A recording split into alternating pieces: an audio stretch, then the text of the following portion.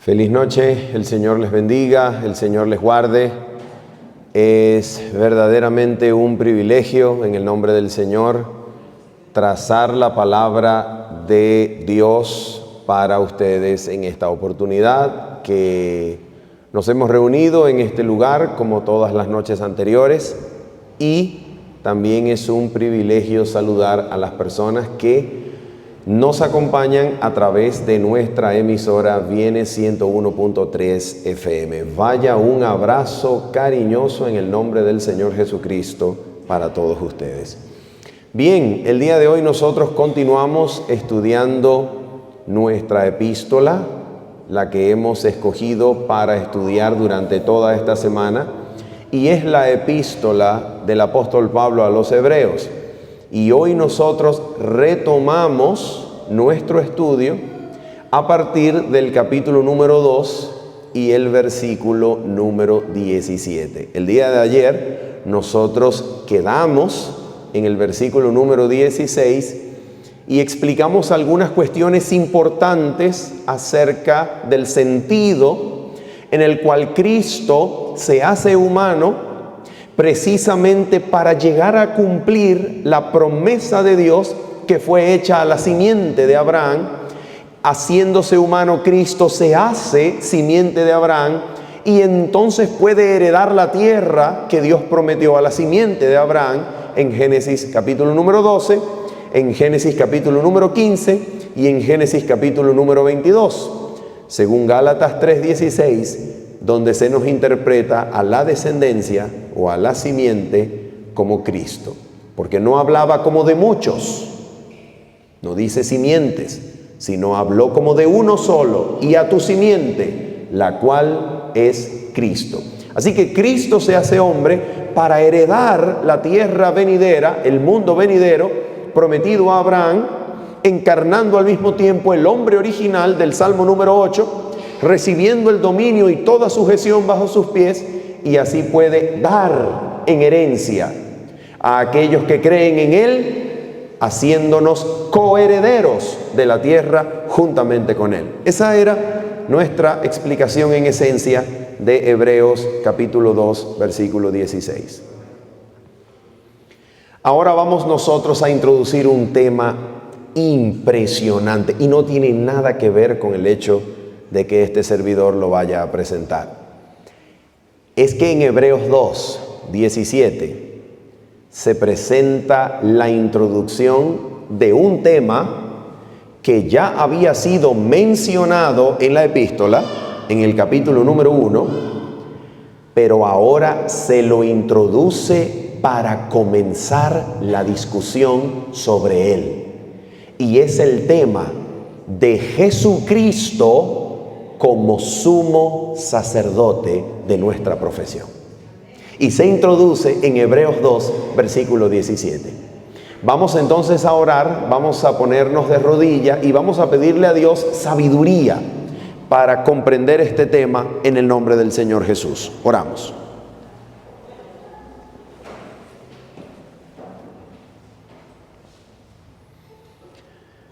Nuestro Padre Santo y bendito, en el nombre de nuestro Señor Jesucristo, hoy nos presentamos delante de ti, Señor, pidiéndote que por favor, Padre, por amor a Jesús, puedas abrir nuestras mentes y corazones y nos hables de manera clara, enseñándonos el sentido de tu palabra, Señor, haciéndonos capaces de entender tu voz, tu voluntad, tu palabra, para que te creamos, para que experimentemos tu compañía, tu poder, tu fuerza, y a través de tu palabra podamos tener una visión de Cristo y al verle podamos ser transformados por medio de Jesús. Te lo pedimos, Padre Santo, en el nombre de Jesucristo. Amén y amén.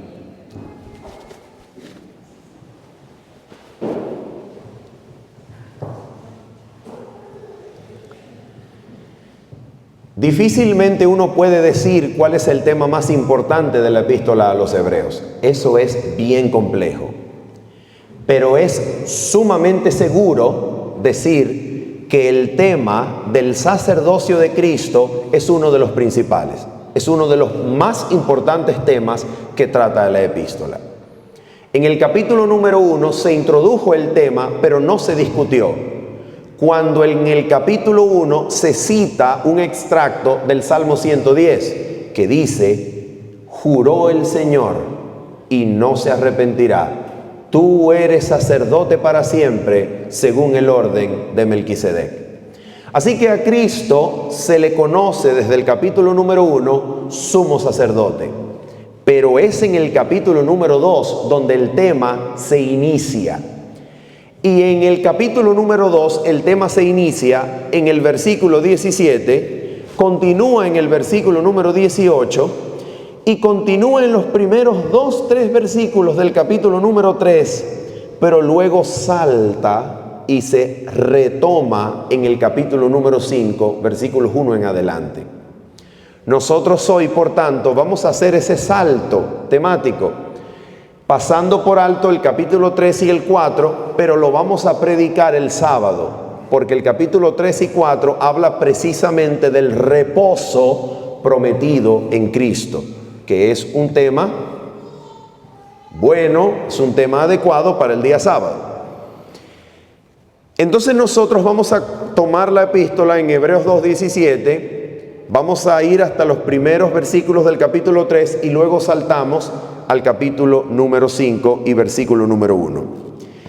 Y ustedes se preguntarán, ¿cómo nosotros sabemos que ese salto que nosotros vamos a hacer hoy es un salto orgánico, es un salto pertinente y que pertenece a la misma epístola y no es un salto arbitrario de un predicador? La manera en la que uno enlaza los temas bíblicos es a través de las palabras y temas alusivos entre sí. Allí donde hay palabras similares, uno puede rastrear dónde una idea se suspende y dónde es retomada. Vamos entonces a Hebreos 2, versículos 17 y 18. Dice así: por lo cual, es decir, recuerden, los versículos anteriores han hablado de las razones por las cuales se hizo humano. Primera razón, para probar la muerte por todos y destruir por medio de la muerte al que tenía el dominio sobre la muerte, es decir, a Satanás. Al vencer a Satanás por medio de su muerte y resurrección, Cristo también, número 2, hace libres. ¿Hace libres a quiénes? A todos los que tenían temor de la muerte y por el temor a la muerte vivían sometidos a esclavitud durante toda su vida.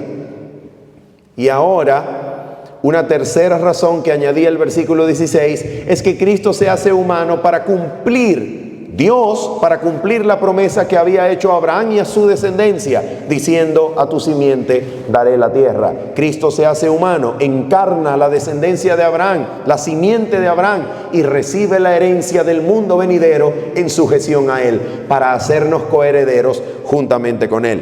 Y ahora el versículo número 17, en esa misma línea del por qué Cristo debía hacerse hombre, debía ser como nosotros, el versículo 17 dice así: por lo cual debía ser en todo semejante a sus hermanos. Y vamos a hacer una pausa. ¿Qué es lo que el texto bíblico nos dice? Una traducción más exacta de este versículo diría lo siguiente: por lo cual debía, según todas las cosas, asemejarse a sus hermanos. La palabra semejante, aquí en todo semejante, la palabra semejante es en realidad en el texto griego un verbo. Es el verbo homoiomazo, que quiere decir asemejarse, hacerse semejante. La cuestión es que el verbo homoiomazo, asemejarse, está determinado por una frase que funciona como una frase adverbial. ¿Qué quiere decir una frase adverbial? Una frase adverbial quiere decir una frase que califica al verbo. ¿Cuál es esa frase adverbial? En griego es catapanta, que traduce literalmente conforme a todas las cosas, según todas las cosas. Entonces el texto literalmente debería traducir, por lo cual debía, según todas las cosas, asemejarse a sus hermanos. Y aquí nosotros debemos decir algo maravilloso, y es que el texto bíblico, al decir según todas las cosas asemejarse, no permite tomar el verbo asemejarse como un verbo que traduciría se hizo parecido pero no igual. Eso el texto no da esa posibilidad. ¿Por qué? Porque si el verbo asemejarse tuviese un sentido que debía traducirse como parecido o parecerse, pero no en todas las cosas o no igual, la frase adverbial catapanta que lo califica no tiene nada de sentido. Es decir, si el verbo asemejarse quiere decir parecido pero no igual, entonces el texto estaría leyendo así: por lo cual era necesario o debía, según todas las cosas, asemejarse pero no en todo. No tiene sentido, la gramática no lo permite. Entonces el verbo asemejarse lo que quiere decir es que se hizo conforme a todas las cosas como nosotros, como sus hermanos. La dificultad para sacar excepciones en ese asemejarse la tiene quien piensa que en un aspecto no fue como nosotros, pero no la tiene el texto bíblico. El texto bíblico no ve dificultad en decir que según todas las cosas se asemejó a nosotros. Entonces el texto dice lo siguiente: por lo cual debía, según todas las cosas, asemejarse a sus hermanos. ¿Para qué? Mira este propósito: para venir a ser, grábese esa frase, para venir a ser misericordioso y fiel sumo sacerdote en lo que a Dios se refiere. Grábese eso, por favor. Fiel o misericordioso y fiel sumo sacerdote en lo que a Dios se refiere. Grábese eso, porque lo vamos a volver a encontrar. Y a través de ese nuevo encuentro, cuando lo veamos, vamos a hallar el paralelo o la continuación temática entre el capítulo 2 y el capítulo 5. Para venir a ser misericordioso y fiel sumo sacerdote en lo que a Dios se refiere. A ver, ¿para qué? ¿Cuál es el trabajo del sumo sacerdote en lo que a Dios se refiere que él debe ejercer de manera fiel? El trabajo es para expiar los pecados del pueblo. Nosotros entonces tenemos aquí una tentación. La tentación de cualquier estudiante de teología o de cualquier estudiante de Biblia aquí en Hebreos 2:17 es cerrar la Biblia y buscar en un diccionario bíblico el significado del verbo expiar. ¿Qué significa el verbo expiar? ¿Qué quiere decir expiación? Porque aquí dice que él se hizo sacerdote y para hacerse sacerdote se hizo según todas las cosas como nosotros, para expiar los pecados del pueblo. La pregunta es, ¿qué significa eso de expiar los pecados del pueblo? Bien, si nosotros cayéramos en la tentación de cerrar la Biblia y buscar en un diccionario, nosotros encontraríamos que el concepto de expiar es realizar una purificación en el pueblo que permita una reconciliación entre el pueblo y Dios.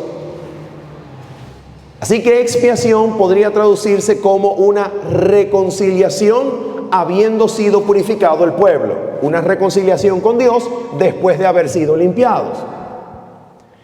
La cuestión es que en este sentido el texto no dice eso. El texto no dice que Jesucristo se hizo fiel y misericordioso sumo sacerdote para reconciliar al pueblo con Dios habiéndolo limpiado. Eso no lo dice el texto, porque el mismo texto se explica a sí mismo en el versículo siguiente, porque el versículo siguiente comienza diciendo pues.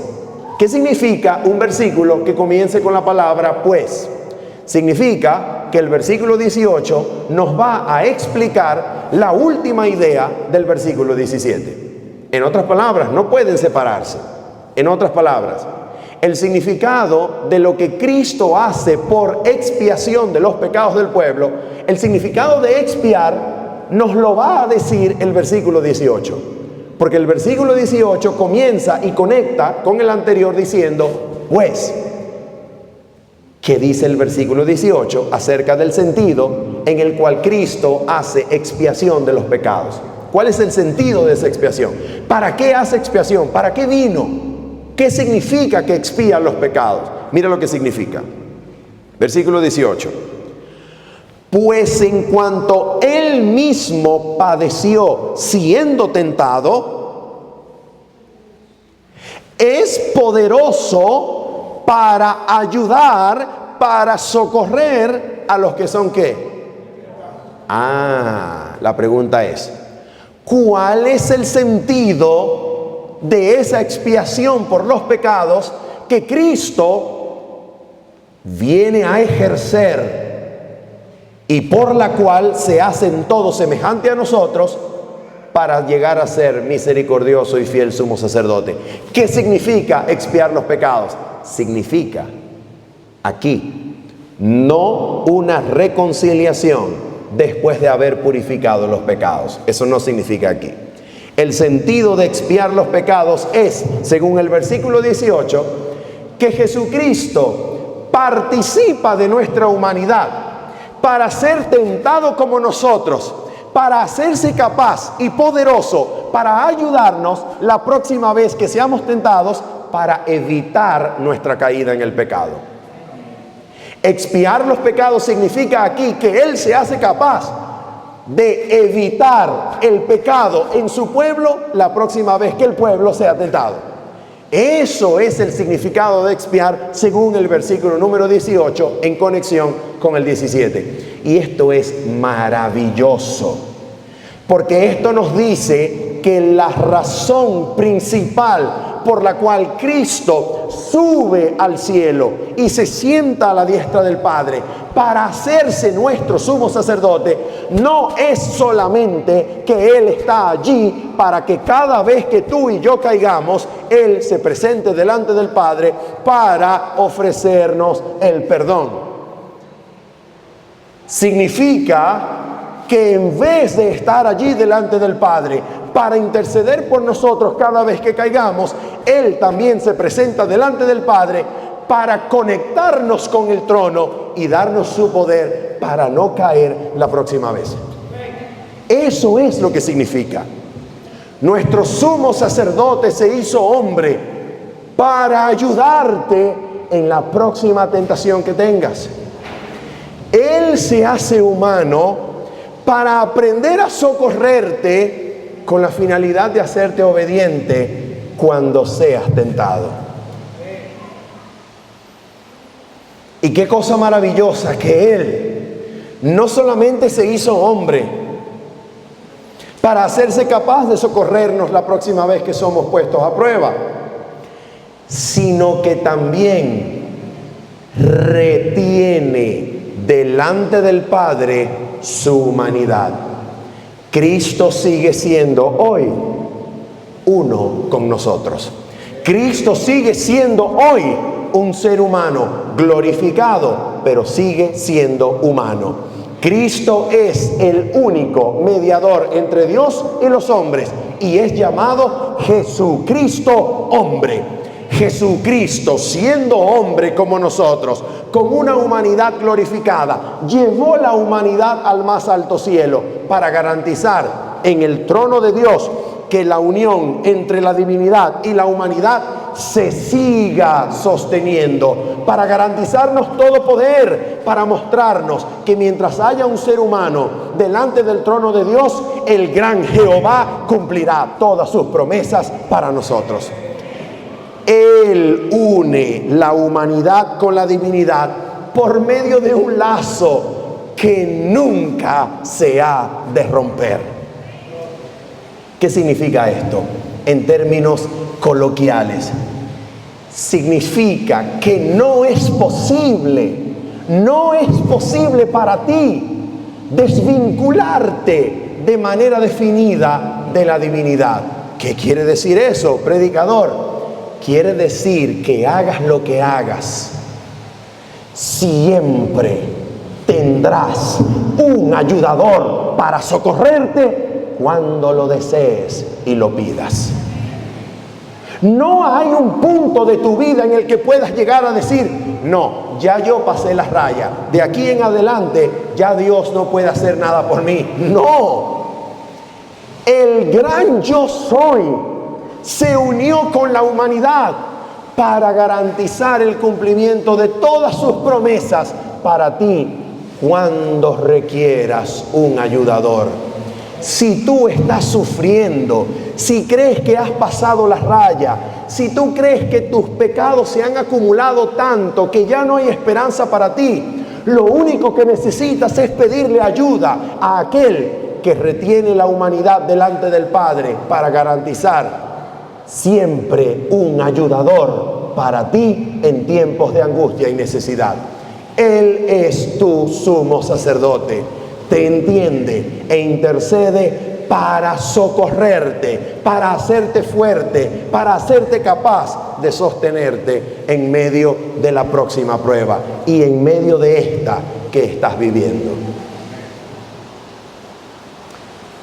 Entonces, el versículo número 1 del capítulo número 3 continúa esa idea y nos propone la única y suficiente tarea del creyente si quiere permanecer en la fe. ¿Cuál es? Versículo número 1 del capítulo 3. Por tanto, hermanos santos, participantes del llamamiento celestial, considerad al apóstol y sumo sacerdote de nuestra profesión, Cristo Jesús. ¿Qué quiere decir considerad? Quiere decir que medites en Él. Quiere decir que lo tengas en tu atención. Quiere decir que pongas los ojos en Él y lo retengas en el pensamiento. Quiere decir que si piensas en Cristo, quiere decir que si meditas en Cristo, entonces el sumo sacerdote ejercerá sus beneficios en tu vida. Te beneficiarás de su intercesión, tendrás su poder, experimentarás el crecimiento en Cristo mientras lo consideres, mientras medites en Él, mientras lo retengas en la atención. Y aquí hay algo importantísimo que voy a decir a manera de paréntesis antes de seguir avanzando al capítulo número 5. Una de las razones por las cuales la Biblia tiene tantas historias, tiene tantas escenas, tiene tantos capítulos y tantas cosas. Porque atención, de otra manera Dios hubiese podido escribir un solo párrafo para explicar qué es lo que tú necesitas experimentar para salvarte. Un solo párrafo bastaría. Pero la razón por la cual la Biblia decidió no ser escrita de esa forma, sino abundar en imágenes, abundar en historia, abundar en metáforas, abundar en comparaciones, en ilustraciones, en alegorías, en figuras literarias. La razón es para que tú retengas en la atención estas cosas, porque estas cosas no te benefician cuando no piensas en ellas. Voy a repetirlo. Estas cosas de salvación no te benefician cuando no piensas en ellas. ¿Usted no se ha dado cuenta que hay gente que sabe muchísimo de la Biblia, pero es más malo que el diablo y vive peor que un impío? ¿Por qué esas cosas son así? Porque mientras no retengan en la atención estas cosas, no les beneficia. La verdad no es un principio transformador para ellos, porque pueden conocerlas como contenido, pero mientras no habiten en la atención, la persona no experimenta ni participa de la naturaleza divina que habilita para escapar de la corrupción que hay en el mundo. Así que vamos al capítulo número 5, versículo número 1. El capítulo número 5 y el versículo número 1 comienza y retoma el tema del capítulo 2, versículos 17 al 18. ¿Cómo lo sabemos? Lea con sus propios ojos en busca de alusiones de temas similares al capítulo 2. Capítulo 5, versículo 1 dice lo siguiente: porque todo sumo sacerdote tomado de entre los hombres es constituido a favor de los hombres en lo que a Dios se refiere. ¿Se parece a algún texto que ya leímos? Claro. Hebreos 2, 17 y 18. Así que aquí nos dice, en el capítulo 5, el autor comienza a decirnos y nos muestra cuáles son las dos principales características de un sumo sacerdote. En el capítulo 5, versículo 1 al 3, se presenta la primera característica. En el capítulo 5, versículo 4, se presenta la segunda. Y luego, desde el versículo 5 en adelante, el apóstol aplica las dos características de un sumo sacerdote a Cristo, mostrando que Cristo cumple ambas, para mostrar que en efecto Jesús es nuestro sumo sacerdote. Capítulo 5, versículo 1 al 3, primera característica de un sumo sacerdote. Porque todo sumo sacerdote tomado entre los hombres es constituido a favor de los hombres en lo que a Dios se refiere, para que presente ofrendas y sacrificios por los pecados. Versículo 2. Para que se muestre paciente con los ignorantes y extraviados, puesto que él también está rodeado de debilidad. Versículo 3. Y por causa de ella, ¿quién es ella? La debilidad. Y por causa de la debilidad, debe ofrecer, recuerde esa palabra, debe ofrecer por los pecados, tanto por sí mismo como también por el pueblo. Los versículos 1 al 3 nos han dado la primera característica de un sumo sacerdote y la razón de esa característica. ¿Cuál es esa característica? La característica de que el sumo sacerdote debía ser tomado de entre los seres humanos, tomado de en medio del pueblo, tomado de entre los hombres. ¿Para qué? Para que él sea paciente con los ignorantes y extraviados. ¿Por qué? Porque él, como es hombre, también está rodeado de debilidad. Y por causa de esa debilidad con la que es rodeado, debe ofrecer por los pecados, tanto suyos como del pueblo. No se les olvide eso. Segunda característica, versículo 4. Y nadie toma para sí esta honra. ¿Qué honra? La honra de ser sumo sacerdote. Nadie la toma para sí, sino el que es llamado por Dios, como lo fue Aarón.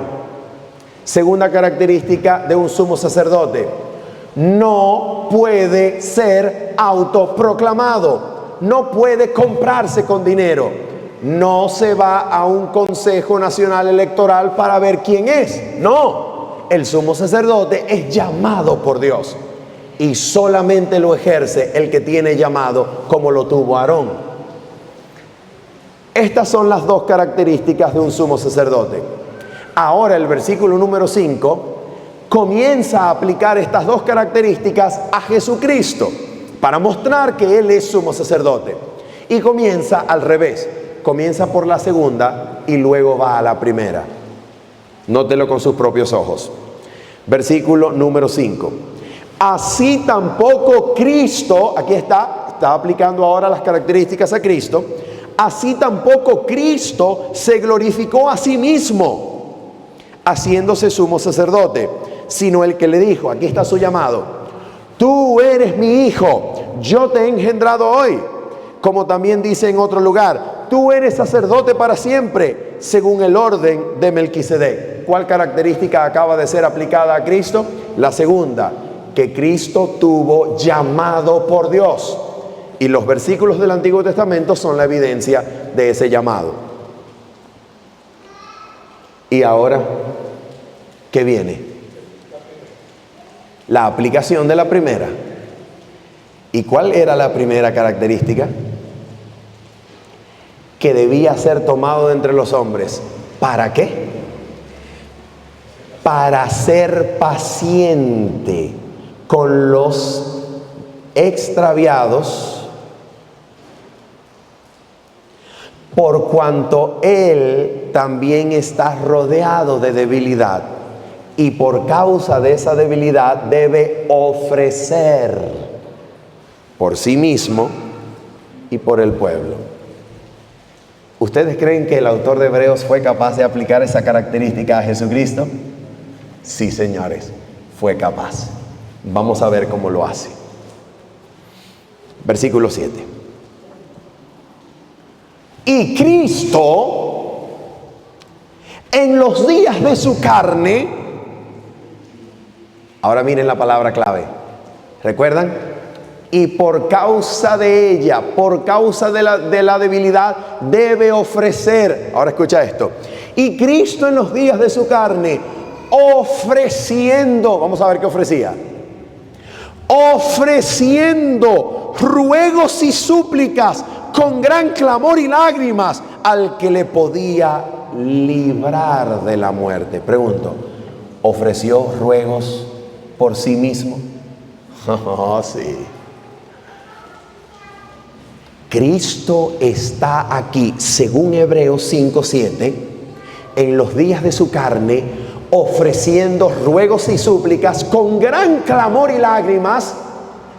Pregunta, ofreciendo ruegos y súplicas con gran clamor y lágrimas, ¿es un lenguaje de poder? ¿Es un lenguaje de autoridad? ¿Es un lenguaje de dominio? ¿O es un lenguaje de debilidad?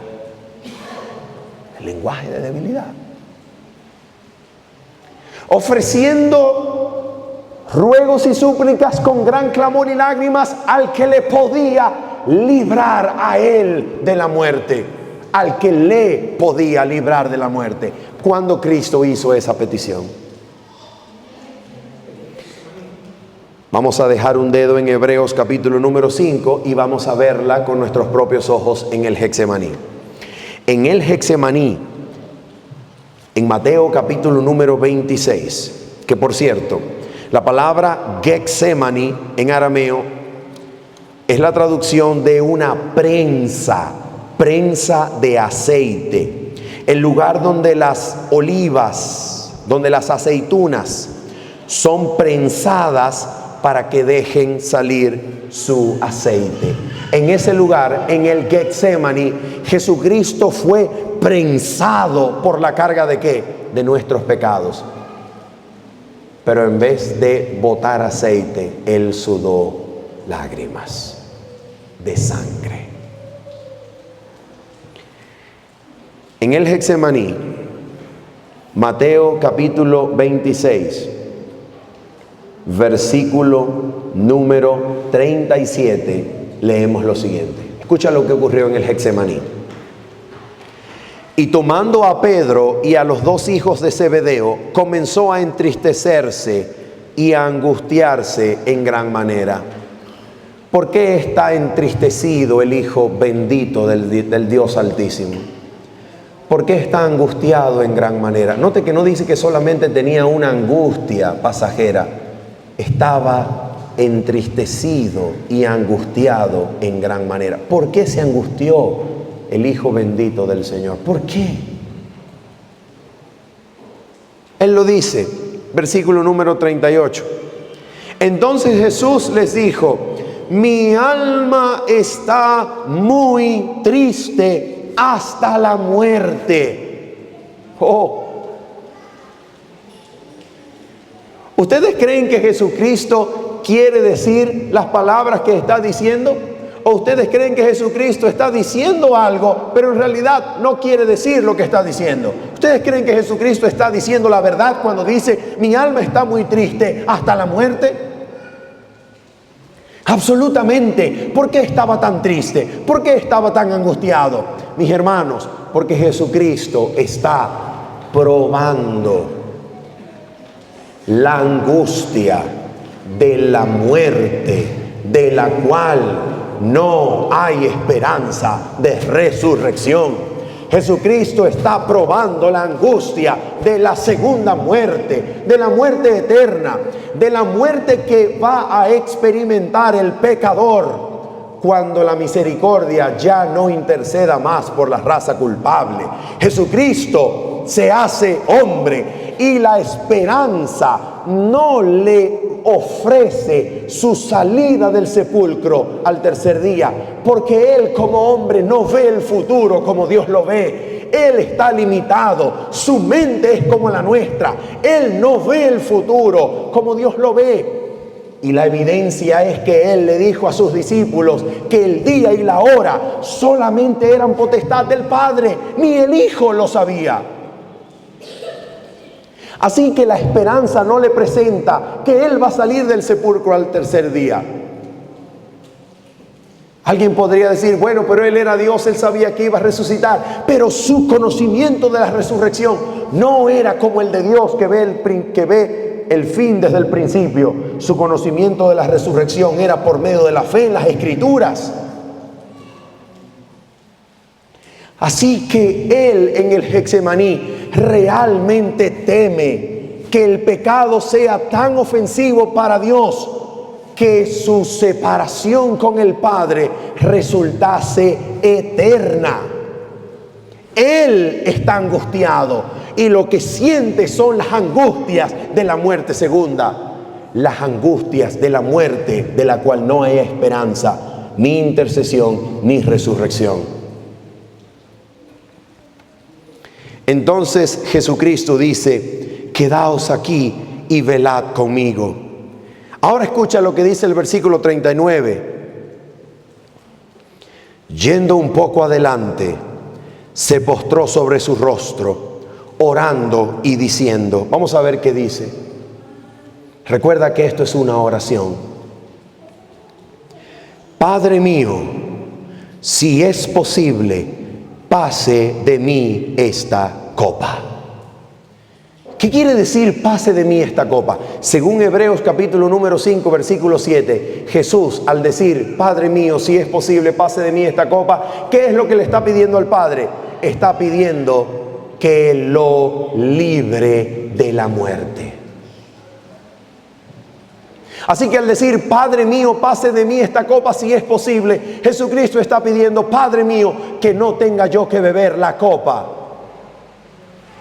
en la cual está vaciada la ira e indignación de Dios contra el pecado, sin mezcla de misericordia. Jesucristo está orando al Padre para no morir eternamente. Le está pidiendo al Padre que lo libre de la muerte. La pregunta es, ¿de verdad se lo está pidiendo o es un teatro? No, de verdad se lo está pidiendo. Y ahora Él añade estas palabras, pero no sea como yo quiero, sino como tú. Amigos y hermanos, al decir Jesús, no sea como yo quiero, sino como tú, en un primer momento, antes de decir sino como tú, ¿qué es lo que Él revela que quiere? Él quiere en un primer momento, si es posible, no tener que sufrir esa muerte. Él revela en un primer momento que no quiere la cruz, que su humanidad rehúye a la cruz, rehúye al sacrificio. ¿Y por qué? Porque era un sacrificio cruel, horrendo. Pero en un segundo momento Él revela que quiere someter lo que primero quiere a la voluntad de Dios con la cual había previamente acordado. En otras palabras, Jesús revela que en su humanidad experimenta el conflicto que usted y yo experimentamos cuando sabemos la voluntad de Dios, pero queremos una cosa diferente. Y ahora Él hace lo mismo que usted y yo deberíamos hacer en ese conflicto. Él somete su voluntad a la voluntad del Padre, a pesar de la angustia de la muerte. En medio de su dolor y tormento, Él decide someter, poner bajo la voluntad del Padre su propia voluntad. ¿Y qué significa eso que Él hizo allí? Vamos a ver lo que dice Hebreos capítulo 5, que eso significó. Hebreos capítulo 5, versículo número 8, dice así: y aunque era hijo, por lo que padeció, por lo que sufrió, ¿qué cosa aprendió Jesús? Por lo que padeció, aunque era hijo, aprendió la obediencia. ¿Qué fue lo que Jesucristo aprendió? Aprendió la obediencia. Pero una pregunta: ¿acaso Jesús no vino aprendido para obedecer? Mis amigos, Jesucristo aprendió en la hora de su angustia, en la hora de su tormento y tristeza frente a la muerte. Él aprendió a someter su voluntad a la del Padre, y allí Jesucristo aprendió la obediencia en el conflicto con la muerte. Jesucristo aprendió a obedecer, aun cuando su humanidad rehuía el sacrificio, que era la voluntad del Padre, con la cual Él previamente había acordado. Él aprendió la obediencia. ¿Y para qué la aprendió? ¿Para qué Jesucristo tuvo que aprender a ser obediente? ¿Para qué? Versículo número 9. Y habiendo sido perfeccionado. Pregunta: ¿en qué consistió entonces su perfeccionamiento? ¿En qué consistió el haber sido perfeccionado? Precisamente consistió en aprender la obediencia, en aprender a someter su voluntad a la voluntad del Padre, allí en el momento en que experimentó conflicto entre ambas. Él aprendió la obediencia, y al haber aprendido la obediencia fue perfeccionado. ¿Para qué? Fue perfeccionado y vino a ser ¿qué cosa? Habiendo sido perfeccionado, vino a ser autor de eterna salvación para todos los que le obedecen. ¿Dónde estaba ese versículo antes? Autor de eterna salvación. ¿Dónde estaba ese versículo? Hebreos capítulo número 2, versículo número 10. ¿Qué nos dice el texto? Hebreos 2, versículo 10, dice lo siguiente: porque convenía, porque era necesario, a aquel por cuya causa son todas las cosas y por quien todas las cosas subsisten, que habiendo de llevar a la gloria a muchos hijos, perfeccionase por aflicciones al autor de la salvación de ellos.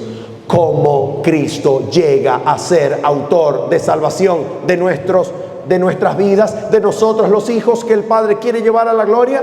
Jesucristo llega a ser autor de eterna salvación, habiendo aprendido la obediencia. En otras palabras, habiendo aprendido a someter su voluntad a la voluntad del Padre, allí cuando las dos entraron en conflicto por causa de su humanidad, rehuyendo el sacrificio de terror que le deparaba el futuro. Allí, cuando su voluntad entró en conflicto, allí Él aprendió la obediencia, sometiendo su voluntad a la del Padre, y fue perfeccionado para venir a ser autor de salvación de nosotros los que le obedecemos. ¿Para qué entonces Él es perfeccionado?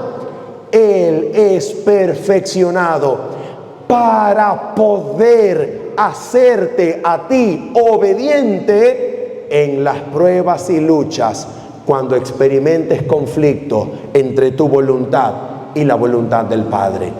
Él se hizo capaz de hacerte obediente y mostró que el único camino por el cual el Padre ha de llevar muchos hijos a la gloria es el camino de la obediencia. ¿Cómo el camino de la obediencia? Allí mostró que el reino de gloria El mundo venidero no es para los rebeldes, no es para los que no obedecen. El mundo venidero es para los que le obedecen. Pero precisamente Él aprendió a obedecer para ayudarte a ti a ser obediente, para convertir tu corazón en obediente, para hacerte obediente en la próxima prueba. Mis amigos, mis queridos hermanos,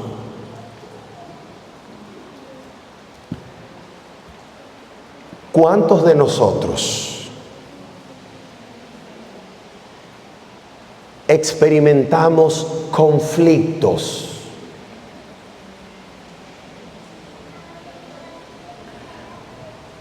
cuando nuestra voluntad no está alineada a lo que sabemos y creemos que es la voluntad de Dios?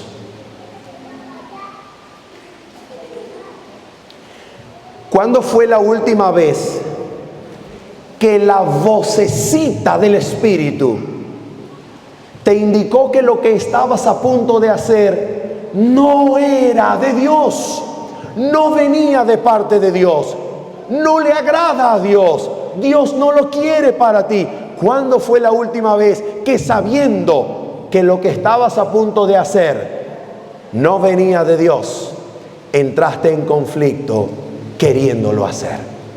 ¿Cuándo fue la última vez que sentiste deseos de hacer algo, la voluntad de hacer algo, pero sabías que no era la voluntad de Dios que lo hicieras, que te permitieras eso, que cayeras en eso, que siguieras con el apetito tu voluntad? ¿Cuándo fue la última vez que experimentaste conflicto entre lo que querías y la voluntad de Dios que reconocías como buena, como perfecta y como justa? ¿No es acaso, queridos amigos, esa la esencia de la tentación? ¿No es acaso esa la esencia de los conflictos con el pecado y nuestras luchas con nuestras debilidades? ¿No es en esencia esa